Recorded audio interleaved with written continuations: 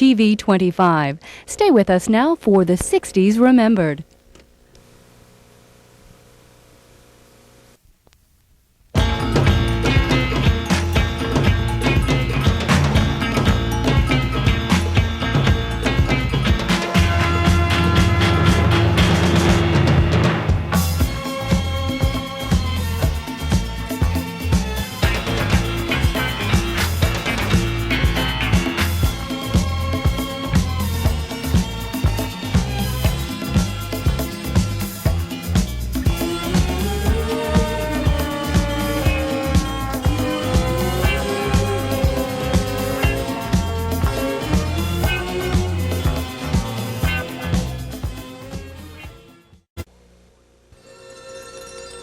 Long before it had been dubbed the North Coast, they called it the best location in the nation. Cleveland in the late 1950s seemed to be in the right place at the right time. The 1959 opening of the St. Lawrence Seaway put Cleveland's thriving industry in touch with world trade. And with a central Midwestern location easily accessible via road, rail, air, and water, Cleveland seemed ready for even greater prosperity as the new decade began.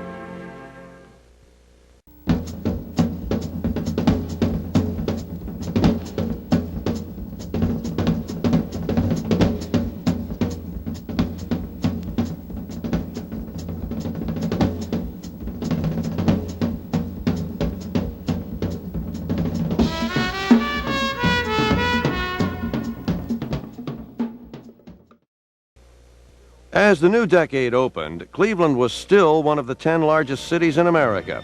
Its strong economy was based on traditional manufacturing, but it was also developing in the fields of medicine and research. The city had 3 daily newspapers and an expanding airport and highway system. But like most urban centers, it had crowded schools, deteriorating housing, and a few other nagging problems. Nonetheless, the big picture looked bright. Then, 3 weeks into 1960, the city was rocked by the sudden folding of one of its daily newspapers, the Cleveland News. We were owned by the Forest City Publishing Company, which also owned the Plain Dealer at the time. And we thought they wanted us to stay in business to compete with the other afternoon paper, the Cleveland Press. And then that Saturday morning, I was upstairs and my wife yelled to me, "Hal, did you hear the news on the radio?" I said, "News folded." It was like somebody in my family dying.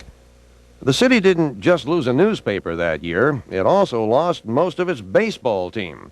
By opening day, Indians general manager Frank Lane had traded away 18 of the 25 players from the 1959 season, including baseball hero Rocky Colavito. It was a terrible blow to Cleveland fans because Rocky was the home run hitter, a handsome man, very, very popular. He epitomized the team. And that was the beginning of the problems of the Cleveland Indians. Meanwhile, local Teamster president William Presser faced problems of his own. In June, he was convicted of destroying records that may have been used against him on a racketeering charge. Later in the year, Clevelanders witnessed the destruction of a downtown landmark when the Theatrical Grill was decimated by a fire. The Theatrical had been a favorite haunt for visiting celebrities. The popular hotspot was rebuilt a year after the fire. They also saw the creation of the Cleveland Playhouse Club. Built in a former rehearsal hall, it was one of only 2 clubs of its kind in the country. And on a sunny autumn day, thousands of Northeast Ohioans turned out to greet a handsome young senator from Massachusetts who was running for president. John F. Kennedy flew into Cleveland on September 26th and spoke before an enthusiastic crowd at a Democratic rally at Euclid Beach Park. Meanwhile, the Cleveland public schools were bursting at the seams. A teacher shortage and overcrowding caused by the baby boom and an influx of Southern blacks and Appalachians forced 14,000 children to switch to half days of school. Most of them lived in black East Side neighborhoods. Despite school overcrowding, the city offered many new arrivals a chance to grab the American dream. It was just a good place to be. So the reputation of being the best location in the nation applied specifically to African Americans. It had that national reputation, and that's what guided not only me, but a lot of young black African Americans to Cleveland. Generally, Clevelanders felt good about their city, and their optimism spilled into the voting booths. In the November election, voters approved the Erie View Plan, a massive urban renewal project covering more than 160 acres in the downtown business district. They also gave the green light to other public projects, including an addition to Public Hall, a redevelopment plan for the University Euclid area, and a rapid transit extension to Cleveland Hopkins Airport. 1 month later, city officials dedicated a new 9,000-foot runway, ushering in the era of jet planes at Hopkins.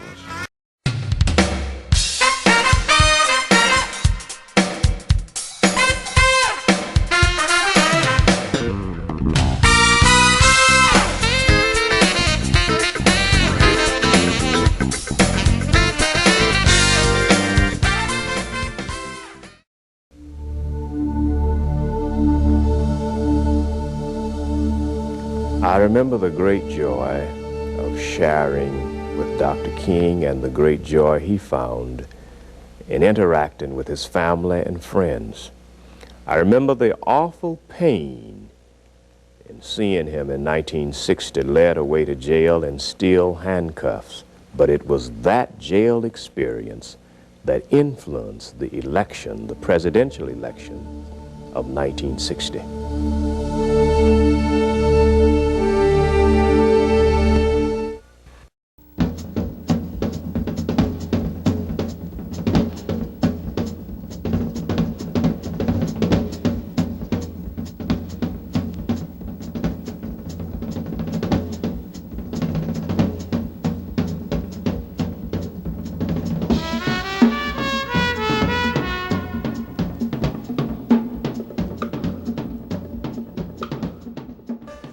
1961 opened with a controversy over air pollution.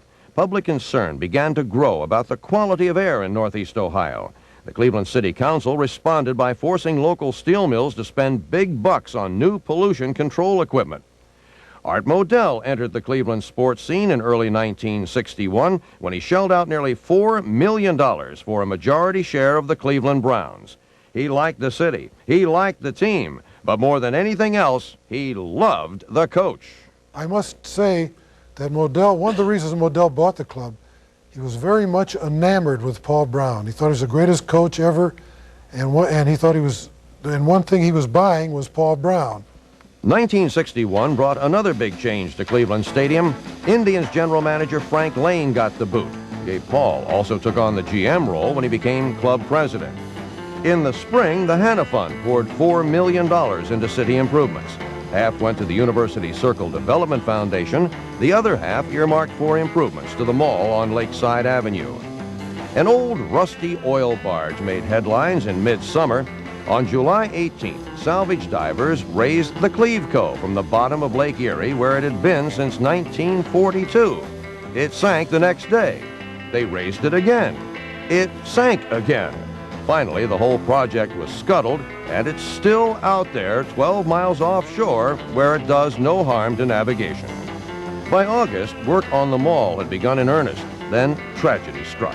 One of the trucks hauling dirt from the mall site struck and killed a 2-year-old boy near the Garden Valley housing development, prompting mothers to march in protest. In October, the city won a court case that challenged its land acquisition for the downtown Erie View plan. Bids were submitted on 2 major Erie View projects, and the city began to clear away old buildings to make way for the new. Hickory Grill and Corman's just across the street on 9th Street, those should have been preserved. We shouldn't have just demolished everything and then built new. We made mistakes, but it takes time to realize what those mistakes were. We were condemning, we were destroying homes, but we were not building places for people to move into. There is some truth, a tremendous amount of truth to the fact that more money was spent downtown than it was spent in the outlying areas to build homes for people. The building boom also included new highways, and in the fall, the I-90 Eastern Extension opened to a mammoth traffic jam. Some policemen on the scene called it the worst they had ever seen. People traveling downtown would find one less place to shop. The May Company announced it would close its William Taylor's store downtown. In November, Mayor Anthony Celebrezzi was elected to an unprecedented 5th term. He carried every ward in Cleveland and garnered more than 70%.